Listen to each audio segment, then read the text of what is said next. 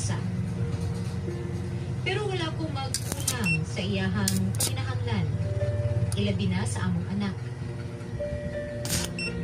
Pero mga idol, tinuod yun ng walang sekreto nga dili mabutiyag. Nakaabot ni Clarissa ang among relasyon ni Jay.